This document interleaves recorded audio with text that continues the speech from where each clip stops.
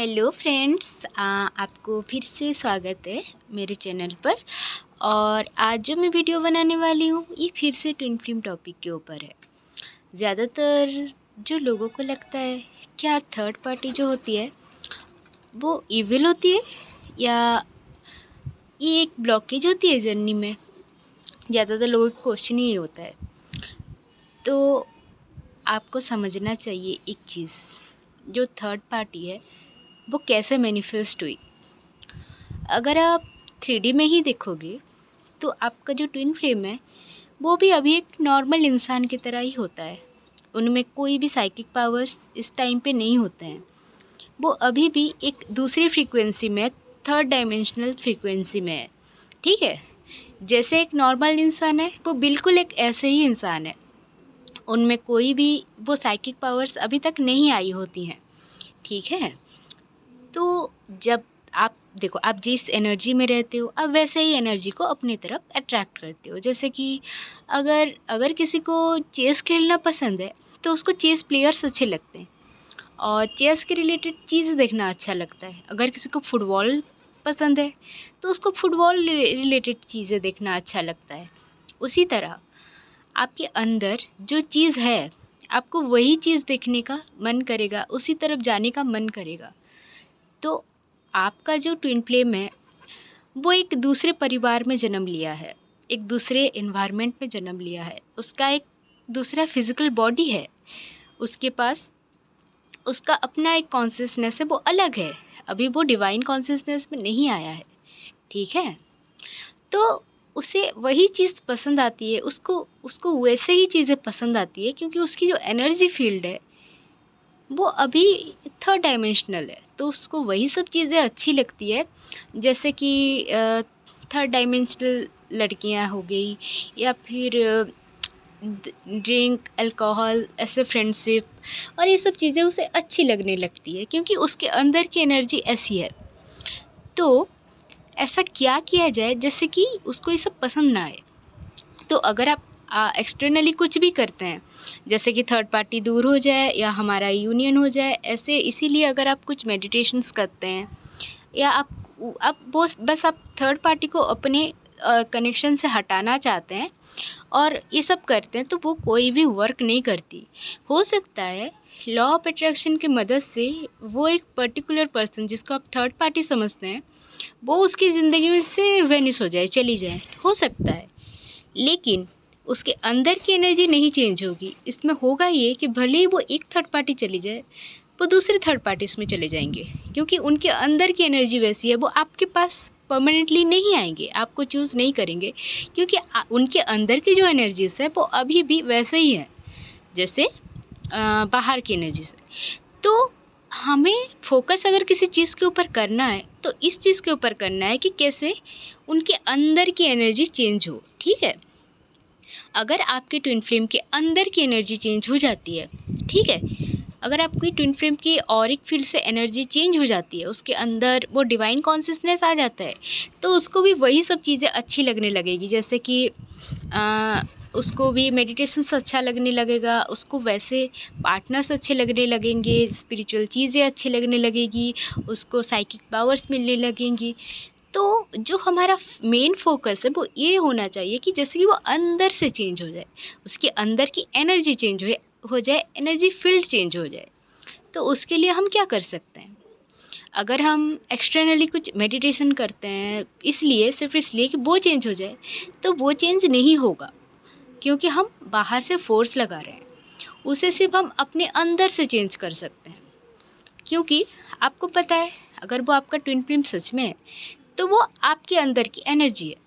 और सबसे बड़ी बात, अगर आपका ट्विन फ्लेम आपको बाहर से डिस्टॉर्टेड दिख रहा है तो 100% आपके अंदर भी डिस्टॉर्शन है। आप सोचते हैं कि आप हील हो गए हैं, आपको सब कुछ पता चल गया है, बट वो रियल नहीं होता। क्योंकि अगर वो रियल होता तो आज आप पूरी तरह चेंज होते, आपका कॉन्शियसनेस बदल चुका होता। आपको आपके पास ये क्वेश्चन ही नहीं रहता कि कैसे मेरा ट्विन फ्लेम मिलेगा, कैसे वो थर्ड पार्टी से निकलेगा, हाय मुझे दर्द हो रहा है, ये हो रहा है।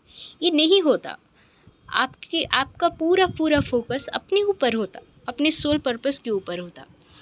तो हम अगर पहले अपने आप को चेंज कर ले, अपने अंदर की एनर्जी, अपने अंदर की ऑरिक फील्ड को चेंज कर दें, तो ऑब्वियसली बात है बाहर की भी ऑरिक फील्ड चेंज हो जाएगी। तो अंदर की फील्ड कैसे चेंज होती है?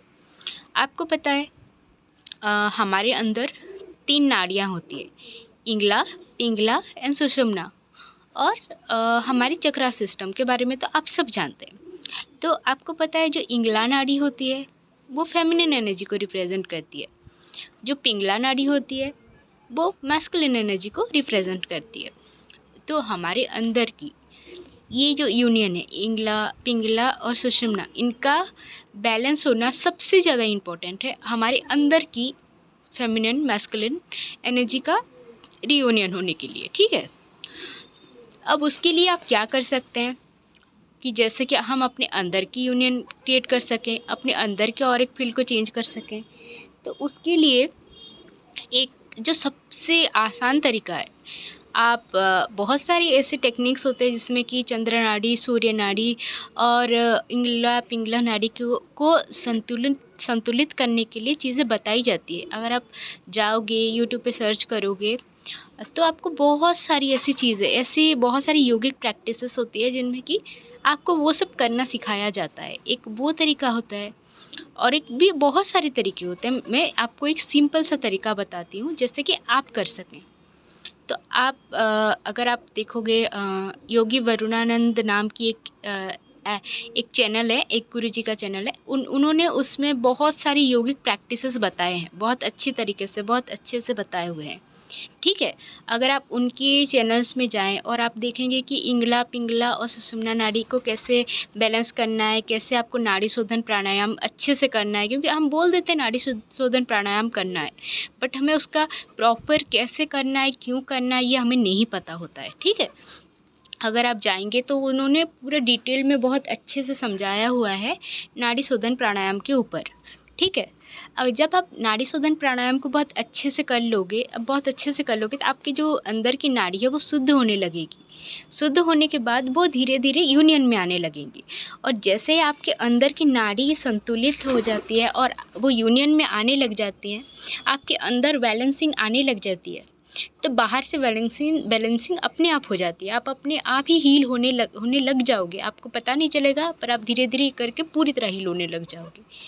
तो लोग समझ नहीं पाते हैं कि क्या करें जैसे कि इनर फेमिनिन और मैस्कुलिन एनर्जी का रियूनियन हो सके, हमारी इनर मैस्कुलिन हील हो सके। उसको हील करने का एक ही तरीका है, जो हमारी जो नाड़ी तंत्र है, नाड़ी सिस्टम है, उसको अच्छे से हील किया जाए, उसको शुद्ध किया जाए, उसको साफ किया जाए, और उसके बाद ही उसे हील किया जा सकता है, उसे फिर से उसकी रियल स्टेट में लाया जा सकता है। क्योंकि जैसे ही हम पैदा होते हैं वैसे ही हमारी जो नाड़ी तंत्र है वो डिस्ट्रॉय हो जाता है, क्योंकि माँ के गर्भ में आने के बाद हम बहुत सारे एंसेस्ट्रल प्रोग्रामिंग और मदर वुंड्स, फादर वुंड्स और जो भी हमारी रहती है वो सब हम लेके आए होते हैं। ठीक है, तो इसीलिए ऑलरेडी हमारे अंदर वो डिस्टॉर्शन आ जाती है।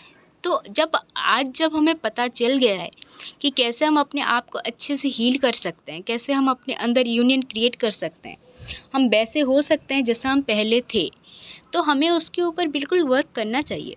और इसको वर्क करने का एक ही तरीका है।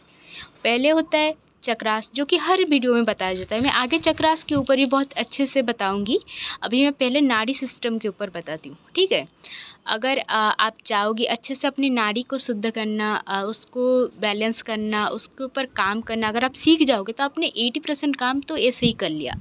ठीक है, उसके बाद आप अपने अंदर जो बोला जाता है अपने अंदर फोकस करना, अपने अंदर फोकस करिए, अपने अंदर फोकस करिए। अपने अंदर फोकस करने का सिर्फ एक ही तरीका है, अपने अंदर सच में हीलिंग वर्क करना।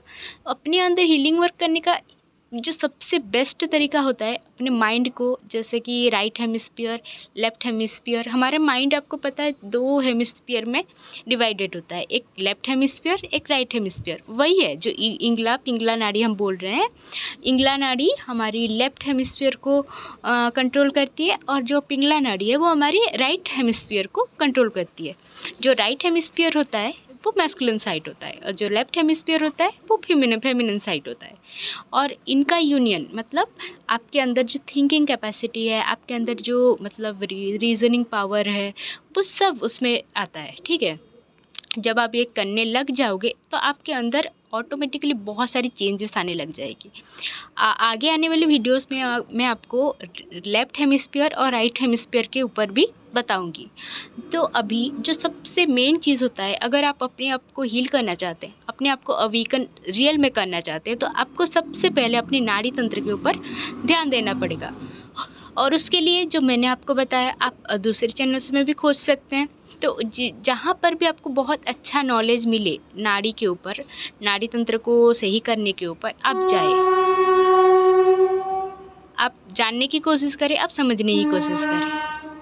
धीरे धीरे आप हील हो जाएंगे। आपको पता चलेगा कि आपके माइंड की थॉट प्रोसेस में भी चेंज आ गया है। धीरे धीरे आपके जो मस्कुलिन है वो बाहर से डिवाइन मस्कुलिन में कन्वर्ट होता जाएगा। तो वो ऑटोमेटिकली जो लोअर एनर्जीज हैं, मतलब जो थर्ड पार्टीज़ हैं, वो अपने आप ही दूर हो जाएंगी, क्योंकि अब वो उनकी एनर्जी से रेजोनेंट नहीं करती हैं, क्योंकि आपके अंदर की जो नाड़ी तंत्र है वो सही हो गया है।